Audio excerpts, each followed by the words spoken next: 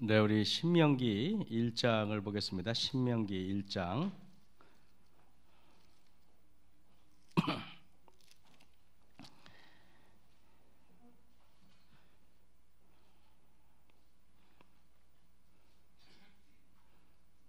신명기 1장 우리 30절, 31절 제가 두 절만 성도 여러분에게 읽어드리겠습니다. 신명기 1장 30절, 31절입니다. 너희 앞서 행하시는 너희 하나님 여호와께서 애굽에서 너희를 위하여 너희 목전에서 모든 일을 행하신 것 같이 이제도 너희를 위하여 싸우실 것이며 광야에서도 너희가 당하였거니와 사람이 자기 아들을 안음같이 너희 하나님 여호와께서 너희를 행로 중에 너희를 안으사 이곳까지 이르게 하셨느니라 하나 그랬습니다. 오늘은 인생은 광야를 사는 것입니다 라는 제목으로 편하게 쉽게, 오늘은 아주 편안하게 쉽게 설교하겠습니다. 인생이 무엇인지를 배우려면 어떻게 해야 할까요? 우리는 종종 참 좋은 사람, 대화가 통하는 사람들 만나면 매우 기뻐합니다. 어떤 사람하고 대화를 하면은 기가 빨린다 그러죠. 어떤 사람은 대화하고 나면은 몹시 힘들고, 근데 어떤 사람하고 대화하고 나면은 하루 종일 같이 대화를 해도 오히려 힘이 나는 사람이 있어요. 여러분 그렇습니까? 그래서 내가 정말 상대방에게 대화할 때 힘을 주고 에너지를 주는 사람인지 아니면 남의 기를 빨아먹는 사람인지 우리가 한번 생각해 볼 필요가 있습니다. 그런데 누가 이런 말을 했습니다. 내가 훌륭한 책을 읽으면은 그 책의 저자와 대화를 하는 것이라고 말합니다. 동의하십니까, 여러분? 정말 내가 훌륭한 사람을 하고 만나서 대화하려면은 그 사람이 지은 책을 보면은 그 사람과 대화하는 것과 똑같은 느낌을 갖는다고 합니다. 저는 제가 청년 때 그 대지 펄벅 여사가 지은 대지 책을 보고 아주 홀딱 제가 아주 감동을 받은 적이 있어요. 그 중국에서 일어난 그 펄벅 여사의 아버님이 중국에 선교사로 가셨는데 아마 거기서 중국에서 일어난 일들을 펄벅 여사가 대지에다 옮겨 담았는데 정말 그 책을 읽으면서 제가 정말 많은 감동을 받았습니다. 저는 책을 많이 읽은 사람이 아니에요. 그래서 한 번 읽으면 오랫동안 기억이 나요. 그게 장점이 있더라고요. 많이 안 읽으니까. 그리고 제가 청년 때 A.J. 크로닌이라는 사람이 쓴 책은 하여튼 그분이 쓴 책은 한 번 읽고 필 받아가지고 그분이 쓴 책은 다 사본 것 같아요. 인생의 도상에서 알죠 여러분? 천국의 계단 이런 책 있죠 여러분, 그죠? 천국의 열쇠, 인생의 도상에서 성체 이런 책들 있지 않습니까? A.J. 크로닌 책을 탐독하면서 그분은 이렇게 굉장히 상당히 뭐랄까요, 좀 상당히 좀 그 휴머니즘적인 관점에서 쓰는데 그분 책을 읽으면서 저는 얼마나 많은 감동을 받는지 몰라요. 여러분, 누군가를 만나고 대화를 한다는 것은 매우 중요한 것 같아요. 왜냐하면 인생을 배우기 때문에 그렇습니다. 요즘 청소년들이 걱정하건대 자꾸 어른들과의 관계가 단절되고 아이들끼리 있다 보니까 선배들로부터의 그 인생의 경륜을 못 배우는 것 같아가지고 참 안타깝다는 생각이 들어요. 여러분 그렇죠? 옛날에는 할아버지, 할머니, 고모 같이 살다 보니까 어른들은 할머니, 할아버지가 말씀해 주시는 것을 들으면서 인생을 간접적으로 배웠는데 요즘에는 그런 것들이 없는 것 같아요. 그래가지고 젊은 사람은 젊은 사람끼리, 학생은 학생끼리 살다 보니까 너무나 우리가 그 인생의 깊이를 깨닫지 못하는 것 같습니다. 투자의 귀재이자 월가를 주무르던 그 워렌 버핏이라는 사람과 한 번 점심 식사를 하는데 여러분 얼마 정도 돈이 든지 아십니까? 워렌 버핏과 점심 식사를 한 번 하는데 그 점심 식사비도 내가 내야 되는 겁니다. 같이 먹는 사람이. 점심 식사를 같이 하는데 이거를 경매 사이트에 붙여서 경매를 하는데 2012년도인가요? 그때 제가 이걸 보니까 이분과 한 끼 식사를 하기 위해서 얼마를 내야 되냐면은 내가 밥값도 다 내가 내고 약 40억 원 이상의 돈을 내야만 같이 먹을 수 있었습니다. 여러분들한테 저거 식사하는 거 여러분들도 제가 아무나 안 먹습니다. 그래서 40억 원을 쏟아부어야 됩니다. 놀랍죠 여러분? 정말입니다. 제가 말하는 게 지금은 더 오를 수도 있습니다. 그 노인이 그 당시에는 85세였어요. 85세 된 할아버지하고 식사 한번 하는데 40억 원을 돈을 내야 돼요. 야, 여러분 같으면 미쳤나 이렇게 하겠지만은 다 이유가 있습니다. 예, 여러분 그들은 그 식사를 하면서 그때 보니까 345만 6,789달러에 당첨이 됐다 그래요. 대단하지 않습니까, 여러분?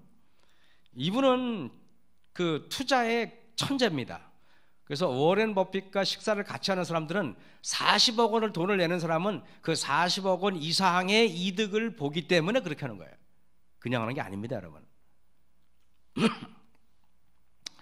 그렇다면 여러분 러시아의 대문호 톨스토이를 만나서 만약 그분이 살아있다면 그분과 식사하는데 얼마의 돈이 지불하면 될까요? 우리는 그 대신에 책을 읽으면 될 것 같아요.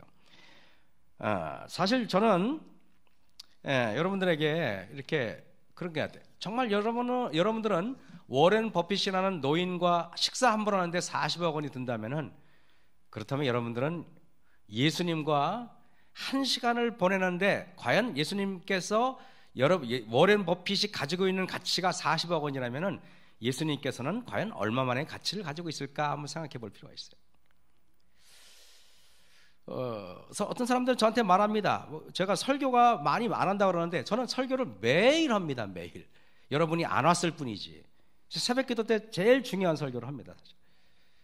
그렇습니까? 안 그렇습니까? 매일 합니다. 매일. 근데 여러분 설교를 여러분들에게 드리는 말씀은 예수님과 여러분이 식사를 같이 하는 시간을 제가 소개해 드린 것이라고 저는 생각을 합니다. 40억 원을 들여가지고 워렌 버핏과 식사하시겠습니까? 아니면 예수님과 공짜로 식사하시겠습니까? 새벽 기도에 나오시고 또 여러분 말씀 집회에 나오신 여러분을 진심으로 감사드리겠습니다. 여러분, 우리들은 오늘 이렇게 마음속으로 세상의 서점에 있는 책들의 대부분이 뭐냐면은 다 성공에 대한 책입니다. 정상에서 만납시다. 이렇게 하면 성공합니다. 이렇게 하면 대박이 납니다. 이렇게 하면은 대화가 통합니다. 뭐 이런 책들이 주류를 이루고 있습니다. 우리 교회 다니는 목적이 무엇일까요? 우리가 인생에 무엇을 위해서 여러분이 여기 앉아 계십니까? 인생의 성공을 위해서 여기 앉아 계시는 분도 있을까요? 잘 모르겠습니다. 여러분, 세상의 서점에 있는 책들의 대부분의 책들이 우리에게 가르쳐주는 인생은 성공을 위해서 사는 방법을 말하고 있습니다. 제가 새벽 기도 때 그런 말을 했습니다. 진정으로 교회를 위하고 진짜 교회 개혁을 위한다면은 회의를 많이 하지 말고 새벽 기도 나와서 무릎을 더 꿇어라. 저는 그렇게 말하고 싶어요. 정말로 교회를 위한다면은. 우리들도 여러분 한 번은 서울대학교 사회과학대학교 교수님이 어느 날 이렇게 대리운전을 이렇게 시켜가지고 집으로 가고 되었습니다. 아마 이분이 약주를 하셨던 모양입니다. 이 가면서 그 대리운전기사와 이런 말 저런 말 나누다 보니까 자신과 나이가 동갑내기입니다. 그런데 이 대리운전기사를 하시는 분이 전력이 대단한 대기업에서 잘 나가는 중역이었습니다. 우리가 이름만 대면은 익히 알 법한 회사에 다니던 굉장한 분이었는데 정년퇴직을 하고 나서 이분이 아르바이트로 운전기사를 하고 있었던 것입니다.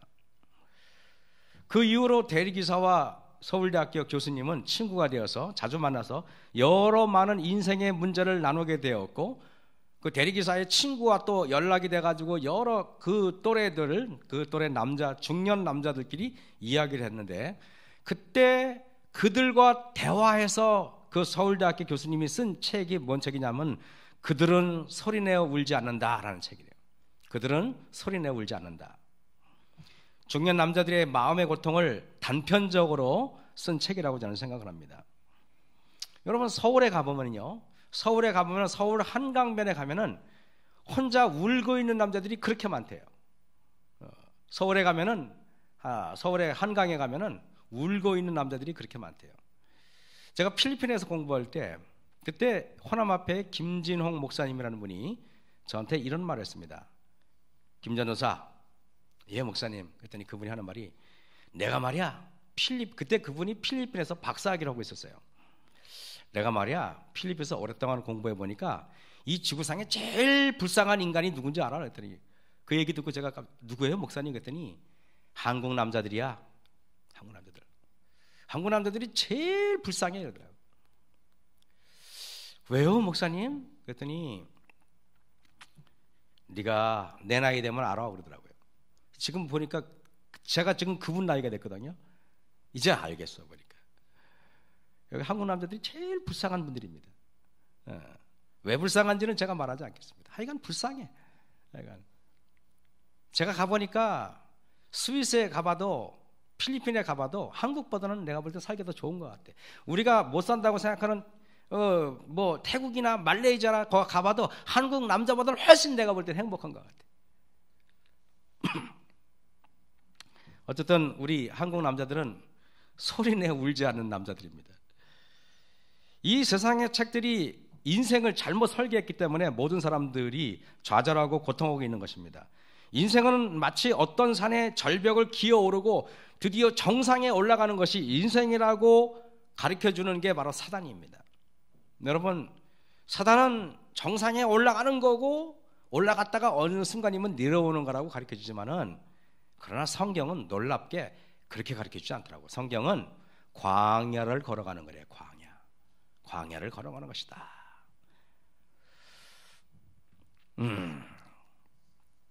그러나 여러분, 우리가 재림교회 성도들의 인생관은 세상의 사람들과 달라야 합니다. 세상 사람들이 바라보는 관점에서 보면은 여러분, 높이 올라가는 것, 돈을 많이 버는 것, 명예를 얻는 것, 권력을 지는 것이 인생의 척도라면은 사도 바울의 인생은 실패한 인생입니다. 왜냐하면은 그는요, 노년에 겨우 감옥에 끌려가가지고 죄수로서 형장의 이슬로 사로잡아 버렸는데 그 인생은 세상의 관점에서 볼 때는 실패한 인생 아니겠습니까? 여러분, 베드로의 인생은 실패한 인생입니다. 겨우 예수님 따라다녀가지고 이것저것 다 버리고 따라다녔는데 나중에 십자가에 거꾸로 매달려 죽으니 그의 인생은 세상에 볼 때는 아주 실패한 인생에 불과합니다. 그리고 예수님을 이렇게 키워줬던 마리아와 요셉의 인생도 실패한 인생입니다. 평생 가난하게 살았고요. 요셉은 그나마 일찍 죽어버렸어요. 그렇기 때문에 수명의 축복도 받지 못했습니다. 저는 이렇게 생각해요. 그리고 예레미야 인생은요, 예레미야가 하나님을 그렇게 따랐는데 결국에는 톱으로 켜 죽었고요, 비참하게 죽었어요. 그의 인생은 세상의 관점에서 볼 때는 실패한 인생입니다. 이사야는요, 예수님 말씀대로 순종하겠다고 했는데 온 사람들로부터, 선지자들로부터 손가락질 받고 톱으로 켜 죽었잖아요. 예레미야는 돌에 맞아 죽고, 그의 인생들은 실패한 인생같이 보이는 것입니다. 그러므로 저와 여러분의 인생과는 달라져야 합니다. 다시 말하면 교회 성장이나 교회 발전을 위한 여러분의 시각도 달라져야 하는 것입니다. 제가 늘 말하지만 내면이 바뀌어야죠. 겉껍데기 예배 형식이 바뀌고 뭐가 바뀌면 교회가 바뀌겠습니까? 나는 그렇게 생각하지 않습니다.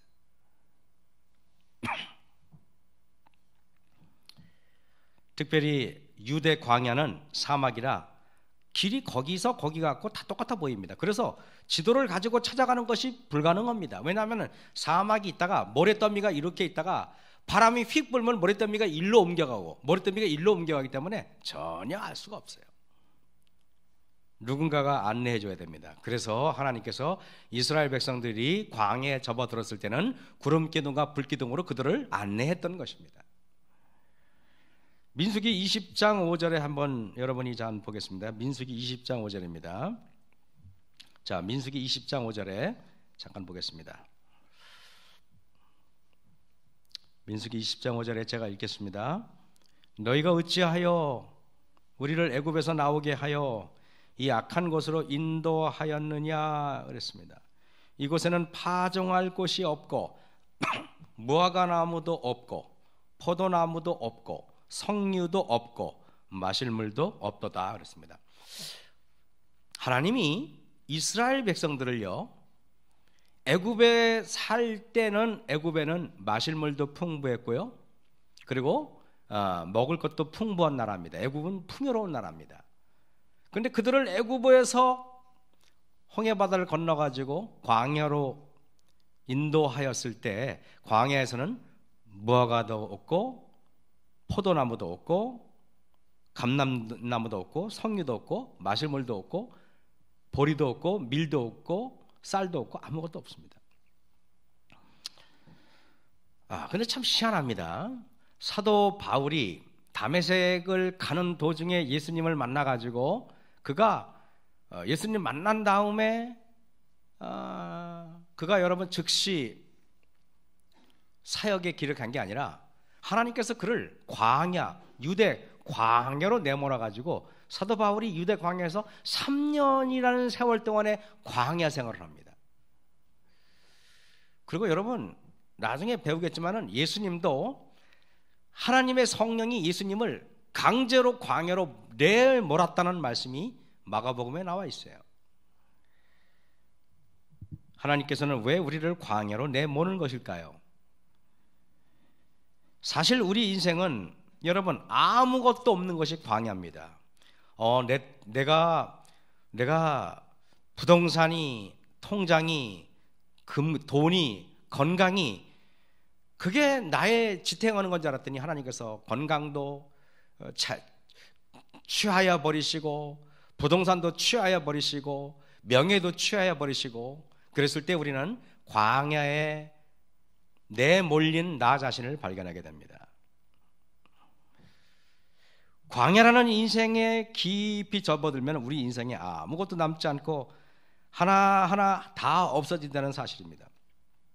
하나님께서는 애굽의 이스라엘 백성들이 나왔을 때 광야로 끌어왔을 때 광야에는 정말 아무것도 없었습니다. 마실 물도 끊어버리고 또 먹던 양식도 끊어버립니다. 왜 그렇게 하십니까? 마실 물 대신에 하나님께서는 영원히 목마르지 않는 생수를 주기 위해서 그렇게 하신 것이고 육신의 양식을 끊어버린 것은 영적인 양식을 얻게 도와주기 위해서 그렇게 하신 거죠. 이스라엘 백성들이 광야에서 40년이라는 세월을 살면서 그들이 깨달아야 하는 진리는 단 하나입니다. 그것은 하나님의 도움 없이는 단 하루도 살 수 없다는 진리인 것입니다. 하나님이 구름 기둥과 불 기둥이 없다면, 아침마다 내려주는 만나가 없다면, 반석을 쳐서 주시는 이적이 없다면 그들은 단 일주일도 버티기 어려웠을 것입니다. 신명기 1장 31절 한번 다시 보겠습니다. 광야에서도 너희가 당하였거니와 사람이 자기 아들을 안음같이 너희 하나님 여호와께서 너희의 행로 중에 너희를 안으사 이곳까지 이르게 하셨느니라 하나 그랬습니다. 출애굽기 19장 4절에 똑같은 말씀이 있어요. 나의 애굽 사람에게 어떻게 행하였음과 내가 어떻게 독수리 날개로 너희를 업어 내게로 인도하였음을 너희가 보았느니라 그랬습니다. 여러분 매일매일 우리는 지금도 주님께서 우리를 먹이고 입히고 가르친다는 사실을 체험하셔야 돼요. 만약에 이걸 모른다면 여러분들이 진짜 광야로 내몰렸을 때 여러분 당황하게 됩니다. 저는 설교단상에서 이렇게 신상에 대해서 속속 깊이 이렇게 말씀드린 적은 별로 없지만은 초등학교 다닐 때 저는 우리 집에 땅 한 평 없다는 것이 굉장히 원망스러웠어요. 우리 아버지 집은 남의 땅에다가 무허가로 열대평짜리 진 게 고작이고 우리 아버지 이름으로 된 땅, 내 이름으로 된 땅이 단 한 평도 없었는데 놀랍게 지금 55평생을 살면서 지금까지도 단 한 평도 없어요. 어떻게 이럴 수가 있을까요? 정말 어떻게 이럴 수가 있을까요?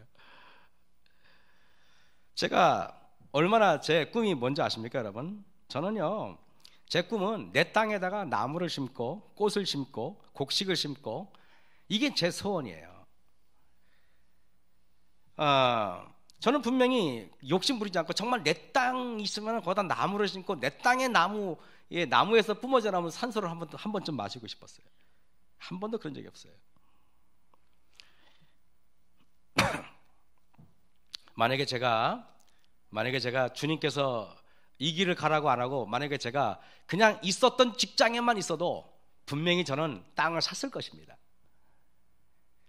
8년에서 10여 년 전에 제 친구들 만났을 때 걔아들 그때 연봉이 7천만 원이었으니까 10여 년 전에 충분히 제가 샀지 않았겠습니까, 여러분?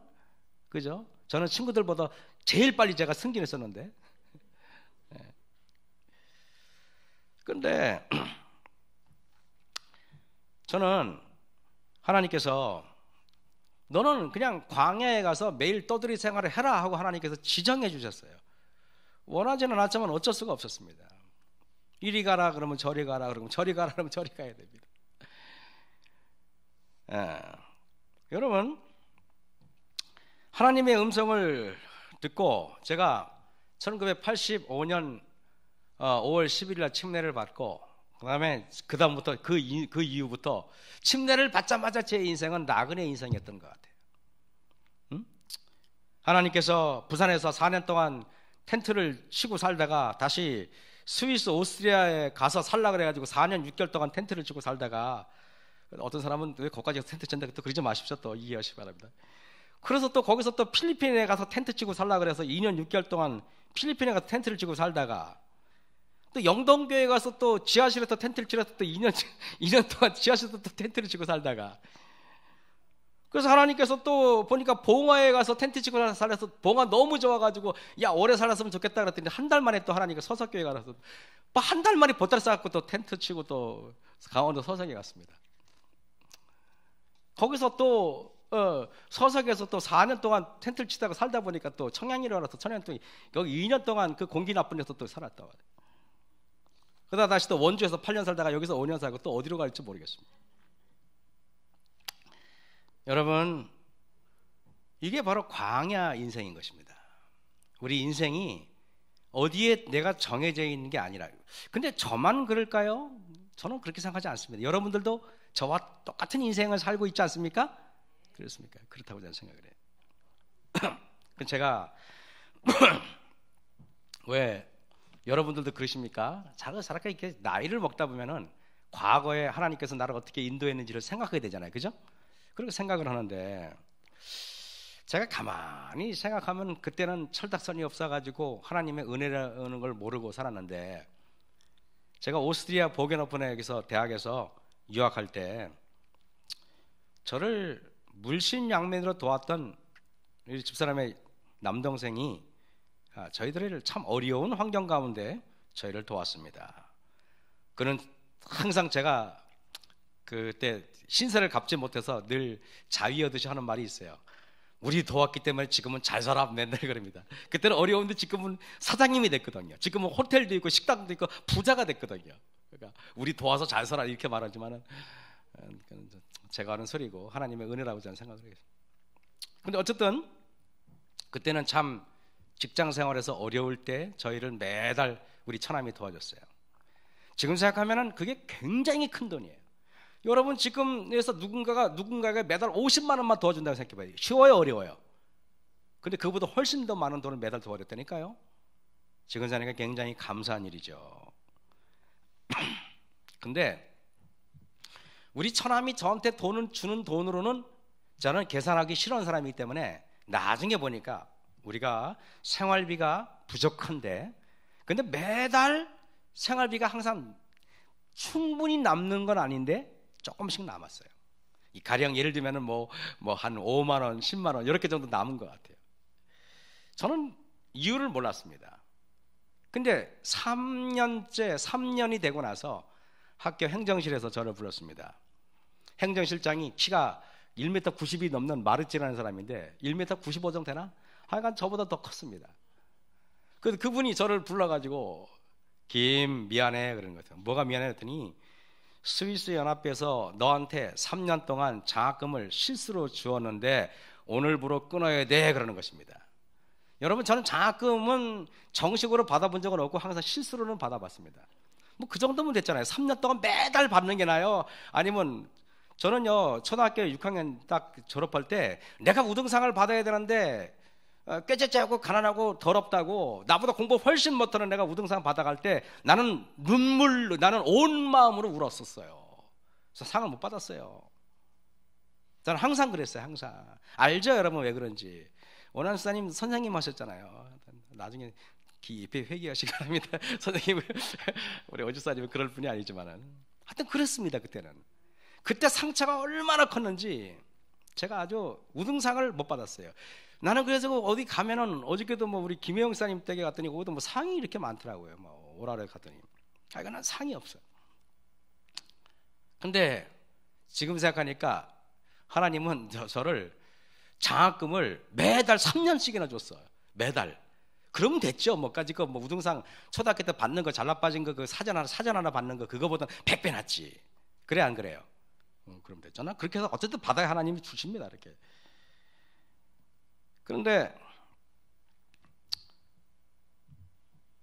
오스트리아에서 또 정부에서 갑자기 외국 학생들 의료보험을 안 하면은 안 된다 그러는데, 그 당시 의료보험비가 제 생활비가 예를 들면은 20만 원 가지고 먹고 생활비하고 학용품 쓰는데 보험비가 매달 30만 원 이상을 내야 되는 거예요.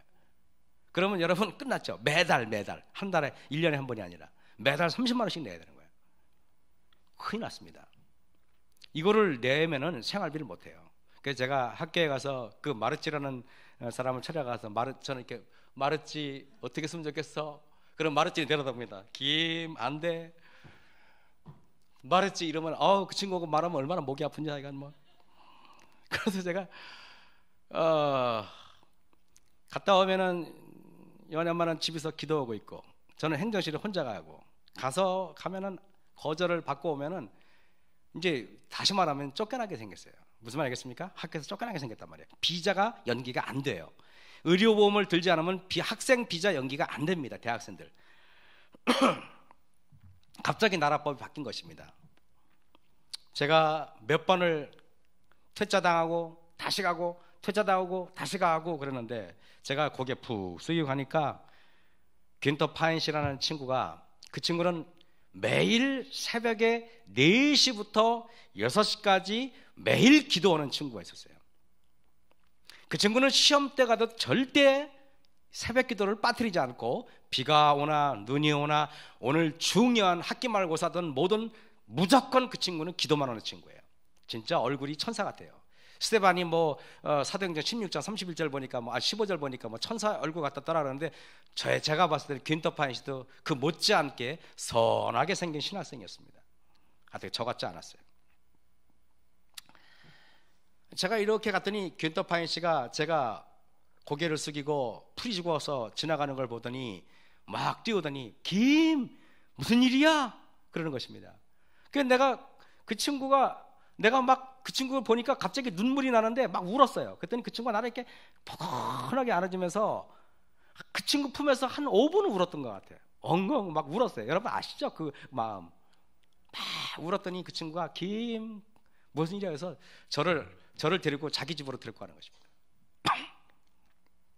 그 친구 와이프가 게르티인데 게르티가 차를 내면서 야, 김 무슨 일이야? 막 내 등을 두들기면서 막 그 가족들이 저를 막 위로하기 시작했습니다. 여러분 유럽 사람들 참 따뜻해요. 사람들이 한국 사람처럼 이렇게 정이 없지 않아요. 그래서 제가 사정 얘기를 했더니 그 친구가 걱정하지 마 그러는 것입니다. 나는 막 울면서 걱정하지 말라 그러니까 울다가 웃다가 거의 크레이지맨 비슷하게 돼가서 내일 와 그러더라고요. 그 친구가 내일 그 다음 날 갔더니 저를 데리고 관공서류가 여길 가는데 그 서류가 제 독일어 실력으로는 어린도 없어요. 얼마나 많은 서류를 관공서마다 5군데 6군데 다니면서 다 해주면서 서류를 딱 집어넣습니다. 그러고 나서 일주일 후에 연락이 왔습니다. 너는 보니까 편지가 왔어요. 너는 가난하고 아주 불쌍한 나라에서 왔기 때문에 우리가 너를 시험해 보니까 너는 영세민 보험을 들어도 된다.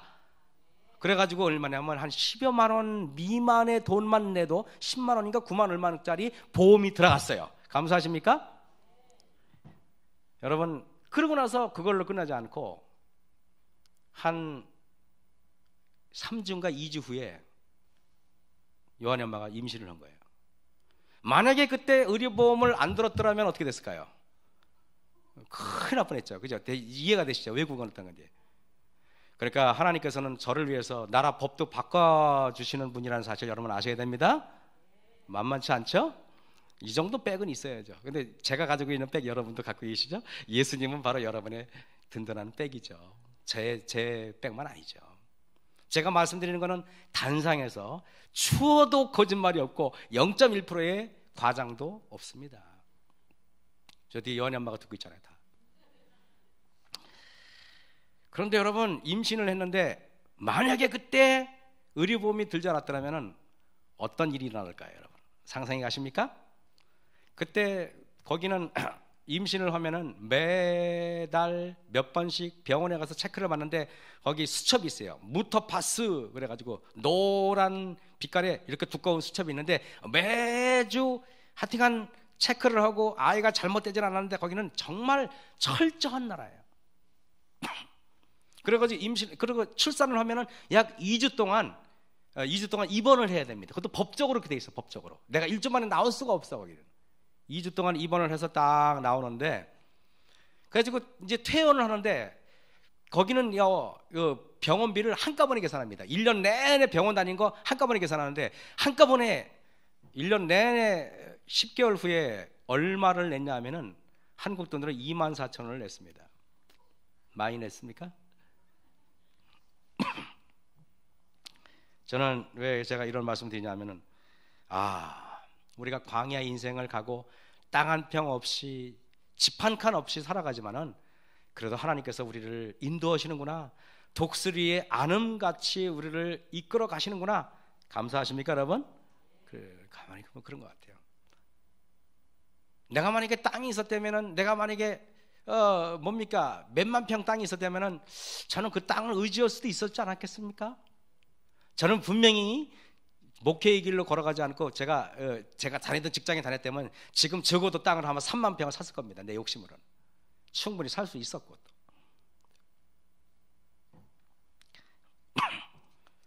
제가 목회를 하면서 정말 거짓말 안 보태고 단 한 번도 돈 때문에 고민해 본 적이 없는 것 같아요. 정말 놀라운 일이지 않습니까 여러분? 단 한 번도. 원주일산교회 발령을 받아가지고 교회를 지어야 되는데, 제가 그 교회 인사발령이 나서 거기 교회 장로들하고 만났는데 거기 장로님들이 나 만나면 이런 말을 합니다. 목사님, 우리에겐 돈이 없고 우리에게는 뭐가 없고 없다는 얘기밖에 못해요. 그랬더니 진짜로 거짓말 안 보태고 재정이 없어가지고요, 무슨 건축원금 500만 원 모아놨는데 300만 원을 거기다 풀어가지고 썼대요. 그래가지고 건축원금 300만 원 쓸 정도로 교회 자금이 없다는 것입니다. 그런데 뭔 건축원금을 건축을 하냐는 것입니다. 그럼 나보고 어떡하라고요 그러면? 자기들이 못하겠다라면 저보고 어떡하라고? 교회는 좀 더 헐리는데. 건축원금을 작정하는 날이었습니다. 건축원금을 작정하는데 전광수 목사님을 불러다가 일주일 동안 건축 부흥회를 했는데, 교인들은요 복음 집회를 할 때는 많이 모여도 건축 부흥회를 할 때는 왜 그렇게 안 모이는지 교인들이 20명 30명도 안 와. 참 희한합니다. 돈 많이 오면 돈 많이 낼까봐 기대할까봐 걱정돼서 그런지 아주 철저하게 안 오더라고. 보니까 전광수 목사님이 딱 당일날, 이분은 어떻게 하는지 아십니까? 이렇게 합니다. 담임 목사님이 딱 나오세요. 그럼 제가 나갑니다. 마이크를 딱 줘요. 그리고 성도들 앞에서 제가 얼마의 헌금을 할지를 말해야 돼. 잔인하죠. 제가 제가 500원 하겠습니다. 딱 그러지 않습니까? 그러면 그 다음에 수석장로님 딱 나오셔야 돼. 그러면 강장로님 딱 나와서 제가 얼마 하겠습니다. 그러면 선교회장님 딱 나오셔야 돼. 제가 얼마 하겠습니다. 근데 문제가 생겼어. 교육 지도자격인 사람들이 뭐라고 하는지 아십니까? 제가요 돈을 내야 되는데요, 돈이 없어도 작정은 안 하겠습니다. 그냥 생기는 대로 내겠습니다. 이러고 들어가 버리는 거야. 장로님들이 찬물을 끼얹어도 그냥 왕창 찬물을 끼얹어 버리는 것입니다. 큰일 났습니다. 땅 사고 건축하는데 10억 이상의 돈이 들어가는데 그때 교인들이라 봤자 60명 70명밖에 안 되는데 그 사람들 데리고 그 건축을 해야 되는데 그까지 그 보상금 받아봤자 2억밖에 안 되는데 적어도 성도들이 10억을 내야 되는데요, 10억 12억 이상 들어갔으니까 큰일 난 거야. 그런데 그때 성경 공부를 제가 몇 분하고 했는데 원주 삼육 고등학교 수학 선생님 사모님하고 그리고 의사 선생님 사모님하고 그리고 이제 교장 선생님 사모님하고 이렇게 성경 공부를 제가 6개월 동안 해왔어요. 그런데 그때 그 성형외과 의사 선생님 사모님은 교회를 안 다니고 성경 공부만 열심히 했어요. 6개월 동안 한 주도 안 빠지고 성경 공부를 했습니다. 그런데 그분이 건축헌금 작정하는 시간에 오신 것입니다. 나는 부끄러웠어요. 왜냐하면 성도 나와가지고 지금 저는 돈이 없어도 작정을 안 하겠습니다 이렇게 하는데 그분이 딱 저 맨 뒤에 앉아 계신 것입니다. 그랬더니 이분이 갑자기 손을 들더니 목사님 제가 나가도 되겠습니까? 그러는 것입니다. 그럴 때 여러분 나오래야 돼요? 아니면 말라 그래야 돼요? 아니면 혼내서 쫓아버려야 됩니까? 어떻게 됩니까? 김동수님 역시 감이 빠르시네. 교회 오래 다니셨어요. 역시 제가 느낌이 하나님께서 저분을 사용하시는구나. 왜냐하면요 우리 성도들이 준비되자면 하나님께서는요 돌들이 움직여서 하나님께서는 할 수 있어요. 그래 안 그래요? 만약에 우리 재림교인들이 깨어있지 않으면 하나님은 세상 사람들 깨워서 우리 자리를 채울 겁니다. 나는 믿어 확신해요. 저는요. 그분이 딱 나오시려니까 나오는데 아주 그 당시 그분 연세가 43살이었어요 연세대학교를 나오시고 예쁘게 생긴 사모님이셨는데 아주 그 사모님이 딱 나오시더니 아주 고상하고 조용한 얼토로 마이크를 딱 잡더니 그렇게 하시는 겁니다. 여러분 저는요 이 교회 한 번도 나온 적도 없고 여러분 제 얼굴 모르시죠? 저는 침례도 아직 안 받았어요. 저는 목사님하고 6개월 동안 성경 공부한 것만큼 아무것도 없어요 그러시는 거예요. 근데요 제가요 부족하지만은요 제 남편 이름으로 5천만 원, 제 이름으로 5천만 원, 그리고 아들 이름으로 몇백만 원, 1억 얼마를 하겠습니다. 딱 그러는 순간 성도들은 여기저기서 울음이 터져나오기 시작하는 것입니다. 그랬더니 갑자기 무슨 장로님도 다 필요 없어. 그랬더니 여집사님이 손을 들고 목사님 제가 나가겠습니다 그러는 겁니다. 확실히 여러분 여집사님들이 무서워 내가 볼 때는. 그런데 여집사님이 딱 나오더니 뭐라고 말인지 아십니까? 저는요 남편이 믿지 않아가지고 힘들지만은 반찬 내가 팔아서라도 내가 2천만 원 헌금 먹겠습니다. 또 이술래 집사님이라는 분이 딱 그렇게 말해요. 또 한 여집사님 딱 나오더니 목사님 그다음부터는 보니까 여자분들이 나오는 거예요. 남자들 다 필요 없어요. 딱 나오더니 하는 말이 저는요 전세 3천에 사는데 저는 4천만 원 내겠습니다. 그 조그만 교회에서 요 정도밖에 안 모이는 작은 무리에서 그날 얼마가 작정이 됐냐 하면은 5억 5천만 원이 작정이 됐습니다. 여러분 놀랍지 않습니까? 뭐 놀랍지도 않은 게 제가 여러분에게 드리는 말씀은 그랬더니 저기 원주 삼육 고등학교 수학 선생님 사모님이 손을 딱 들더니 저도 나가겠습니다 했더니 목사님 딱 나가더니 그분이 하는 말이 그분은 우리 교인도 아니에요. 저는요 그냥 500만 원 하겠습니다. 여러분 남의 교회에서 500만 원 하겠다고 그래요. 난리가 난 거야. 그냥 막 폭발적인 막 반응이 일어나는데 남원주 교회는 비록 작은 건물이고 그러지만은 거기는 여러분 그런 성도들의 기적이 있었던 것입니다.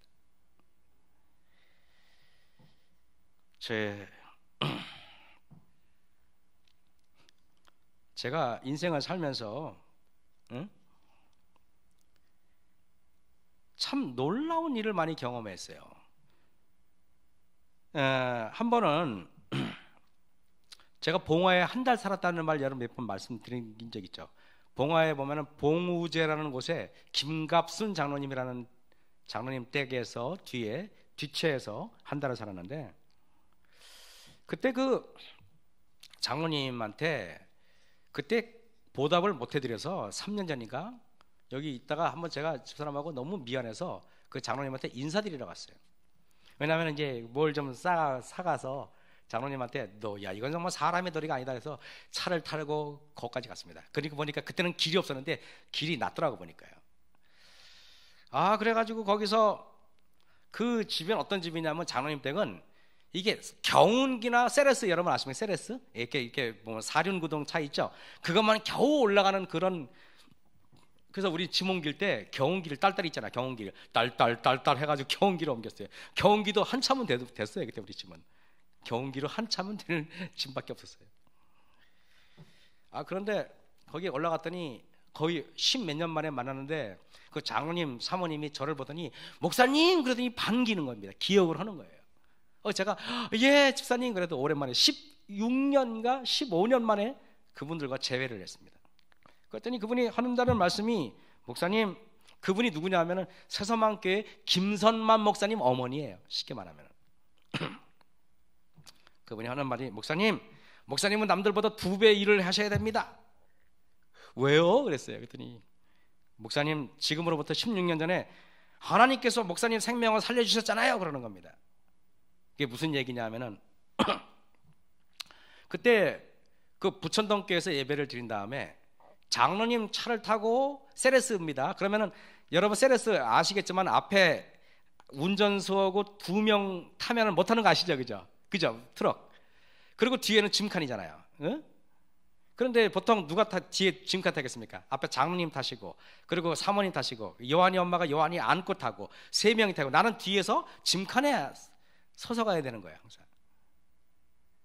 그런데 그날 친구가 박대훈이라는 지금 박대훈 장로가 그때 친구인데 그 박대훈 장로가 야 일어나 잠깐 이야기 좀 하고 가 그러더라고요. 그래서 그래. 그리고 그 친구하고 이야기하려고 그 친구 집에 갔더니 그 친구가 갑자기 뭐랬는지 아십니까? 야 내일 만나는데 뭘 또 이야기냐 그냥 가라 또 그러는 거야 그 친구가. 그래서 야 이런 싱거운 녀석 따보겠네.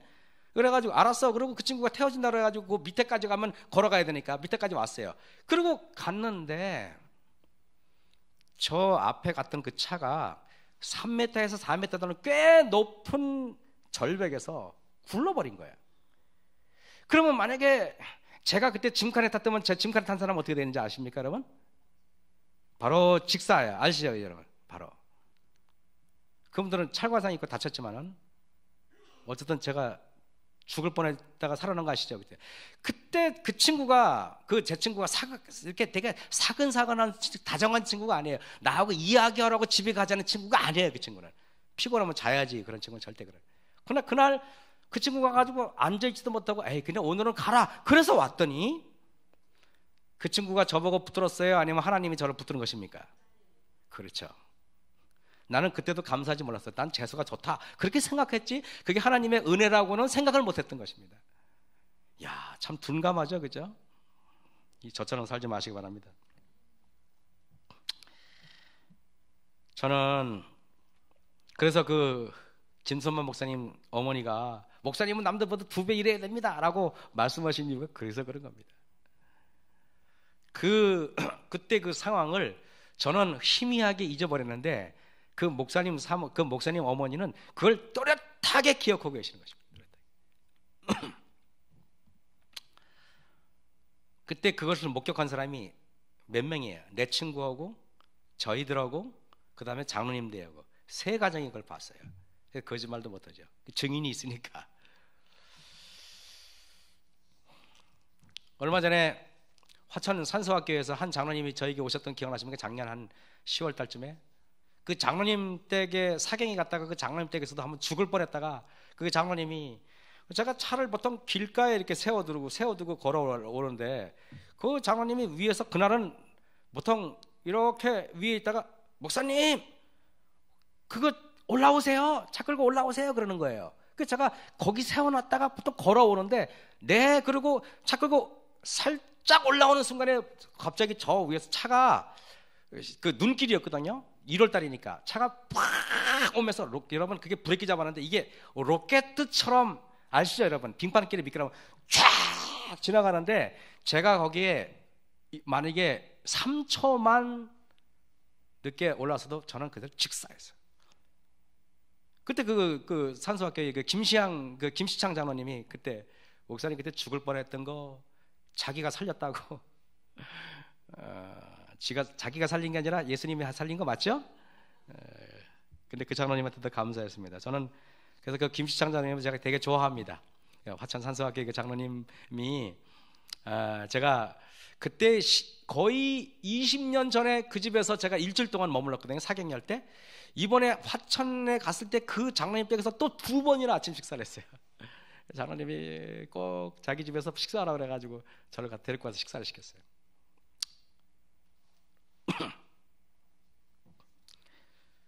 이런 얘기 제가 많이 안 했잖아요, 그죠? 이런 얘기. 근데 참 가만히 생각하니까 독수리 안음같이 우리 주님께서 우리를 인도해 내시는데, 여러분들이 깨닫든 깨닫지 못하든 우리는 하나님의 은혜로 살고 있는 거 맞습니까? 그런 것 같아요. 인생을 살면서 결국 내 곁에 유일하게 남아서 저를 위로해 주시고 나의 삶에 동행해 주시는 분은 예수님밖에 없는 것 같아요. 그런 걸 많이 느낍니다. 결국 인생은 하나님과 동행하는 훈련이라는 생각이 듭니다. 매일 매순간 하나님이 주시는 은혜와 축복으로 그저 하루하루 살아가는 것이 우리의 인생이라는 생각이 들었습니다. 인생은 나그네의 길이라고 그러는데, 저는요 세상에 속된 유행가의 가사처럼 인생은 나그네 길 어디로 가는지 알지 못한다고 그러지만은, 저는 그런 인생이 아니라 우리 인생은 나그네 길이지만은 목적이 분명하고 갈 바가 분명한 게 우리의 인생길 아니겠습니까? 하나님께서는 가나안 땅은 젖과 꿀이 흐르는 땅이라고 그러는데, 광야는 정말 아무것도 없어요. 여러분, 여러분이 요단강을 건너 가시면은 하나님이 다 주세요. 양식도 주시고 꿀도 주시고 음식도 주시고 집도 주시고. 근데 요단강을 건너가기 전까지 여기는 아무것도 없어야 하는 것입니다. 여러분, 장례식 가면 요단강 건너가 만나기 들어보셨죠? 요단강 건너가 쉽지 않으시죠? 아직까지는 건너기 전에는 이 땅에서는 그냥 요단강 건너가 만나기 전까지는 아무것도 없이 그냥 우리는 아무것도 없어도, 그래서 하박국 선지자가 말하기를 외양간에 소가 없어도 곡식에 창고에 곡식이 없어도 나는 여호와 하나님을 인하여 감사하다는 말씀, 그죠? 그 말씀이 우리의 고백이 됐으면 좋겠다는 생각이 듭니다.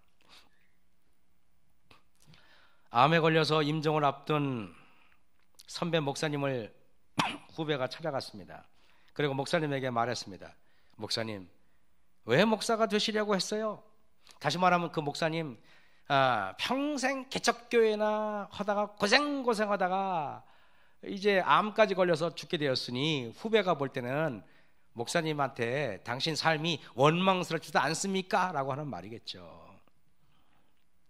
이런 질문을 받고 임종을 앞둔 그 연세 드신 목사님이 환한 표정으로, 인자한 표정으로 정말 모든 것을 다 품은 그런 편안한 웃음을 지으면서 그분이 이렇게 말씀하셨습니다. 자네, 내가 말이야 청년 때 우연히 교회에서 어떤 목사님의 설교를 듣는데 예수님께서 진짜 나를 위해 십자가에 달려 돌아가셨다는 것이 내 마음에 믿어졌어. 나는 그래서 주님께 내 인생을 헌신하기로 결정하고 신학교에 갔지. 주님 앞에 그렇게 해가지고 나는 목회를 했는데 비록 나에게 많은 것이 주어지지 않았지만은 나는 늘 하나님의 은혜에 감사하고 나는 늘 하나님의 그 섭리에 감사해서 지금까지 살아오고 나는 정말 만족하고 행복한 인생을 살았다네. 여러분 어떻게 생각하십니까? 우리의 삶이 어쩌면은요, 우리의 삶이 세상 사람들이 보는 어떻게 통계가 우리의 삶의 성공의 척도라고 우리가 생각할 수 있지 않겠습니까? 몇 평, 몇 명, 얼마.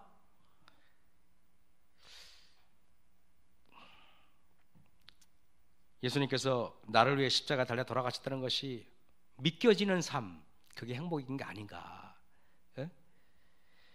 오늘도 천마산에 눈 덮인 계단을 오르면서 숨이 헉헉대고 오르면서 한번 생각해 보세요. 인생이란 무엇일까? 그러면서 오늘 이 말씀을 준비하는 것입니다. 말씀 준비하면서 그래, 인생이란 우리 주님과 동행하는 거야. 하나님의 은혜로 사는 것을 느끼는 거야. 내가 아무것도 없고 땅 한 평 없고 지금 이 나이 먹도록 이러고 있었지만은, 여러분 제가 한번 여러분 출애굽기를 한번 여러분 잠깐 한번 3장을 잠깐 보세요. 내가 이것만 하고 마칠게요. 출애굽기 3장을 보세요. 자, 출애굽기 3장에 저는 이 출애굽기 3장 1절이 참 좋아요. 보세요. 모세가 그 장인 미디안 제사장 이드로의 양무리를 치더니 그 무리를 광야 서편으로 인도하여 하나님의 산 호렙에 이름에 그랬습니다. 모세가 그 장인 미디안 제사장 이드로의 양무리를 치더니, 야곱은요 20년 동안 밧단 아람에서 라반의 양무리를 치고 나서 나중에는 20년 후에는 거부가 돼가지고 자기 양떼를 몰고 가나안으로 가지 않았습니까? 그런데 제가 봤을 때는 야곱보다 모세가 훨씬 더 능력이 있는 사람이고 훨씬 더 뛰어난 사람에도 불구하고 40년이라는 세월이 지났는데 겨우 자기 양 한 마리 소유하지 못하고 자기 땅 한 뼘 소유하지 못하고 겨우 자기 장인 이드로의 약물이나 치는 그런 쓸모없는 노인처럼 보였지 않습니까? 그래 안 그래요? 이걸 보면서 많은 위로를 받았어요. 아, 그래 나도 지하실에는 금이 많지만 현금은 좀 부족하지만은 그래 하나님 감사하자. 모세가 그 장인 미디안 제사장 이드로의 양무리를 치더니 그 무리를 광야 서편으로 인도하여 하나님의 산 호렙의 이름에, 비록 그가 장인 어른의 양무리를 치는 그러한 초라한 노인인지는 몰라도 그는 하나님의 산 호렙에 갈 수 있었기 때문에 행복한 것입니다. 성도 여러분, 광야는 하나님께서 우리를 지나가게 하는 것입니다. 우리 인생은 모두 광야를 경험해야 하는 것입니다. 예수님이 원해서 광야로 가신 것이 아닙니다. 마가복음 1장 12절에 성령이 곧 예수를 광야로 몰아내신지라 그랬습니다. 여러분, 성령이 곧 예수를 광야로 몰아내신지라 그랬습니다. 하나님께서 저도 여러분도 우리가 세상에 안주하려고 할 때 하나님께서는 우리를 광야로 몰아내시는 것입니다. 아무것도 없는 것으로. 요셉의 형제들을 요셉이 죽이려고 구덩이에 던지고 애굽에 팔아넘기고 보디발의 집에 팔려가고 보디발의 아내의 모함의 감옥에 간 요셉은 하나님께서 광야로 그를 몰아내신 것입니다. 모세가 애굽 왕 궁전에서 미디안 광야로 도망갈 때 하나님께서 그를 광야로 몰아내신 것입니다. 그 발로 뛰어간 것이 아니라 다 하나님의 특별한 목적이 있어서 그런 것입니다. 광야 생활 동안 우리는 날마다 매일 죽어야 합니다. 왜냐하면 광야는 죽음이 득실득실한 곳이기 때문에 날마다 죽어야 새 생명으로 살아나는 곳, 그곳에서 새해 여러분의 인생을 설계하시는 여러분, 그래서 높은 곳에 올라가려고 애쓰는 백성이 아니라 광야 아무것도 없는 곳에서 주님 손잡고 주님이 인도하심에 따라서 독수리의 나름같이 여러분을 인도하시는 하나님의 대단한 따뜻한 손길을 느끼시는 저와 여러분이 되길 바라면서 말씀을 마치겠습니다. 제가 바로 기도하고 마치겠습니다.